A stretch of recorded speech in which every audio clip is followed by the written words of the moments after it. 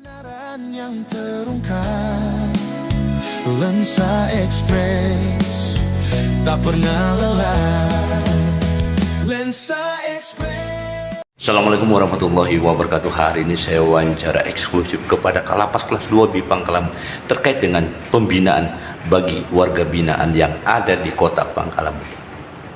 Saat ini kita melihat dengan progres pembinaan untuk lapas kelas 2 bis sampai sejauh mana nih, Pak? Oke, terima kasih. Assalamualaikum warahmatullahi wabarakatuh. Untuk pelaksanaan pembinaan di Lapas Pangkalan ini memang kita sekarang sudah kita tingkatkan sedemikian rupa. Jadi ada beberapa jenis pembinaan yang ada di kita. Ada satu pembinaan yang bersifat rohani dan pembinaan bersifat mental ataupun keterampilan. Jadi di kita ada, kalau di rohani atau mental itu kita juga ada di masjid, ada di gereja dan lain sebagainya, itu yang sifatnya untuk rohani. Ada juga di keterampilan. Nah, keterampilan itu kita ada beberapa cabang yang ada di kita, yang baru-baru ini kita serahkan ke bagian pembinaan. Makanya saya sebagai pimpinan akan memberikan mandat yang penuh bagi kasih pembinaan di kita ini untuk mempunyai inovasi yang mereka nanti bisa untuk bekalnya mereka untuk menindaklanjuti dari karir mereka nantinya, sehingga saya akan memberikan mereka itu keleluasaan untuk maksimalkan untuk bagi saya. Jadi sebagai kader mereka lah ke depannya gitu ya, Bang. Nah, terus yang menjadi kreatif pembinaan itu kalau menurut Abang sendiri siapa, Bang? Ya, sekarang kita kan punya kreasi untuk dikasih pembinaan. Dan sekarang kita ada pembina yang baru dikasih kita ini, yang Pak Slamet. Jadi nama Imran Slamet ini baru 3 bulan di Lapas Pangkalan pun, dan dia kita berikan sewenang inovasi yang mana akan memajukan keterampilan dan pembinaan yang ada di Lapas Pangkalan bagi warga binaan kita, sehingga mereka bisa untuk maju, mereka bisa untuk diterapkan di mana mereka akan bebas nanti di masyarakat. Oh, boleh Bang saya bergeser ke Pak Slamet? Izin Pak Slamet, saat ini Anda sudah memasuki 3 bulan, yang mana program pembinaan itu kan sangat penting sekali, yang bisa membuat nuansa kesadaran bagi narapidana itu sini. Nah, saat ini sampai sejauh mana pembinaan Anda untuk lapas kelas 2B ini? Baik, terima kasih. Untuk sejauh ini di Lapas Pangkalan Bun selama saya bertugas sudah hampir 3 bulan, program-program pembinaan yang saya lakukan di dalam antara lain sablon pakaian, pembuatan sendal, sama hidroponik, ada juga kita punya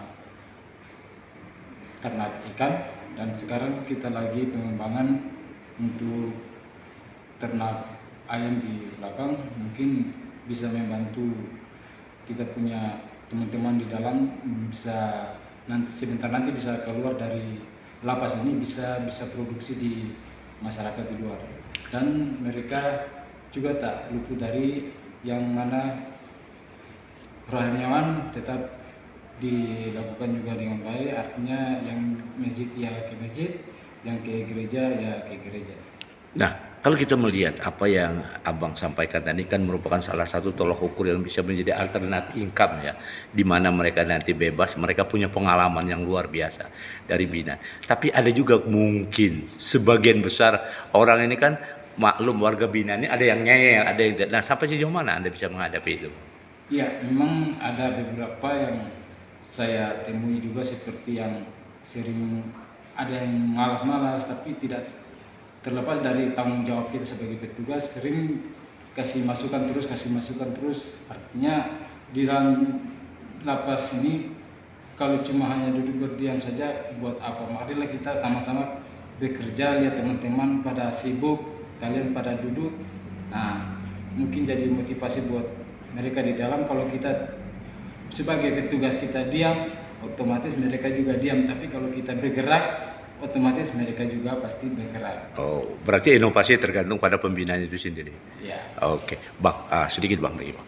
Dengan ada pembinaan kan kita cukup maksimal ya, bisa memberikan warna nantinya apabila warga binaan itu sudah bebas. Mereka bisa menikmati sesuai dengan binaan yang di. Tapi saya lihat juga kalau kita melihat untuk tingkat kepadatan ruang rumah tahanan atau lembaga pemasyarakatan sampai sejauh mana? Oke, memang untuk kepadatan di kita memang sudah over kapasitas. Jadi over kapasitas kita itu di atas 200%. Makanya dengan untuk penanggulangan kepadatan warga binaan ini kita harus banyak memberikan pembinaan sehingga mereka bisa untuk agak luas dalam hal mereka di dalam ini. Jadi tidak cuma terkurung di dalam kamar masing-masing, sehingga kita harus memberikan suatu pembinaan yang nantinya mereka itu bisa, oh saya bisa agak tenang di luar, oh saya bisa bekerja ini kerja itu, jadi tidak pusing, tidak sumpah di dalam. Nah, perlu diketahui Bapak bahwa kita sekarang ini punya beberapa macam dari pembinaan, dan yang paling bagus sekarang yang saya sangat senang bahwa kita sudah bisa memberikan premi untuk mereka. Jadi kita ada namanya pembinaan yang ada di kita adalah di Tata Boga, dan sekarang dia punya premi. Ya premi itu setiap bulannya kita kasihkan untuk mereka. Jadi kita bagi untuk warga binaan itu sendiri. Jadi kita sekarang sudah bisa untuk memberikan premi bagi warga binaan. Wih, luar biasa ini Pak. Jadi warga binaan itu bukan semata-mata mereka duduk diam tidur hanya makan ya Bang, tapi justru kalau mereka kreatif mereka juga dapat satu alternatif income ya dengan premi itu tadi Bang. Ya. Tapi premi itu Bang ada ukuran nggak kepada narapidana yang melakukan apa atau bagaimana Bang? Oke, jadi premi itu diberikan bagi warga binaan yang ikut kegiatan di tempat kegiatan tersebut. Contoh, kalau mereka ada kegiatan warga binaan tersebut ikut kegiatan Tata Boga, otomatis mereka kalau dari income Tata Boga itulah yang dipastikan untuk mereka. Jadi tidak semua warga binaan itu masuk di Tata Boga. Tata Boga itu dikhususkan untuk warga binaan yang perempuan atau wanita.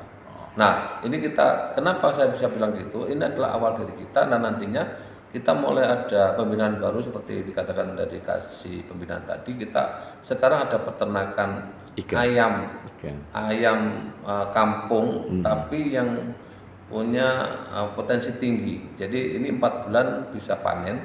Lah disitulah kita sekarang sudah ada 100. Kita mencoba 100 ekor dulu. Nah ini nanti kita kasihkan ke warga binaan lagi. Disuruh mengelola warga binaan lagi, dan itu memang kita sudah bilangkan bahwa nanti kalau ini berhasil, bahwa kalian pun juga akan dapat premi dari hasil peternak ayam ini. Oh, jadi budidaya ayam ini mulai dikembangkan gitu Bang. Nah, Bang kalau kita melihat untuk lokasi sendiri sampai sejauh mana ini Bang? Nah, memang sebenarnya lokasi kita ini kalau dipakai untuk peternakan dan perikanan itu masih bisa Pak, karena struktur tanah kita adalah pasir. Makanya kita agak kesulitan kalau kita bergerak di bidang pertanian. Walaupun kita punya di bidang pertanian, maka pakai hortikultura atau pakai hidroponik. Nah, terbatas gitu ya. Bang.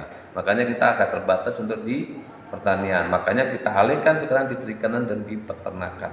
Oh. Mungkin ada harapannya Bang kepada warga binaan maupun kepada keluarga-warga binaan. Saya ingin warga binaan ini bisa mengikuti pembinaan yang diberikan oleh kita.